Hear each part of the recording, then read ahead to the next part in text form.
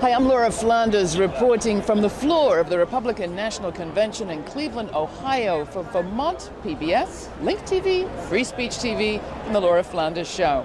With me is, I think, one of the two youngest delegates here at the Republican Convention.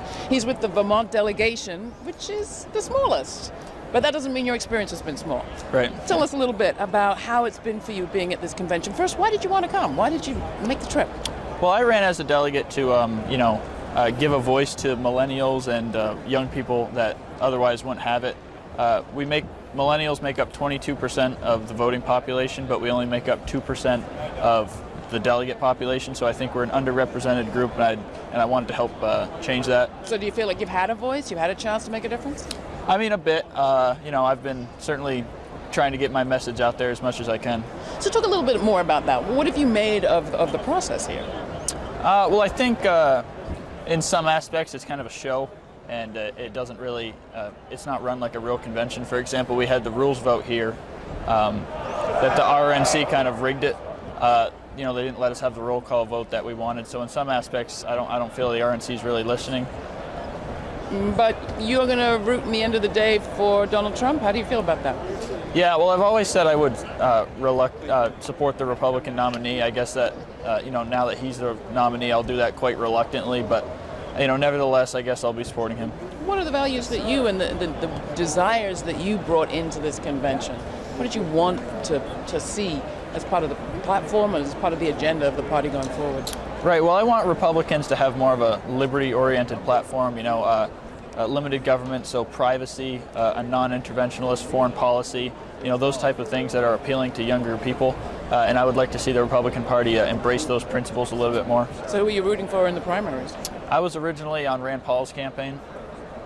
So going forward now, talk to me a little bit about what you make of what's happened here in terms of unity, because that's been the big topic all week, right, when it comes to this convention in the mainstream media. Well, I think, it was a hard-fought primary season, so, feelings are running deep. I think the RNC had a couple opportunities to help unify the party. The rules vote would have been one of them, but obviously they didn't. Booing Ted Cruz off the stage obviously didn't help either.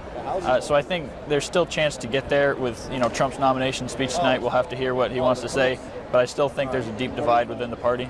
A lot of people said that it was the Rand Paul voters and the Bernie Sanders voters who were kind of the outliers this election in their respective parties. Did you feel any effort made from the platform here to bring you in, to engage you, to connect with you and your concerns? Well, we had one Rand Paul supporter on the platform, and pretty much every single one of his amendments and proposals got voted down.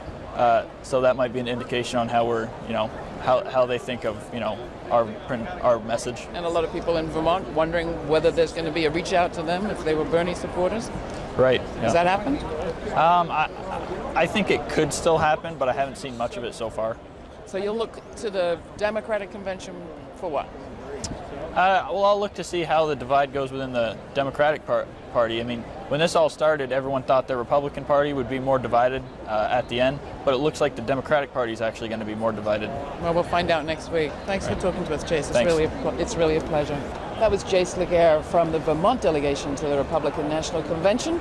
I'm Laura Flanders from Cleveland for Free Speech TV, Link TV, and Vermont PBS, as well as the Laura Flanders Show.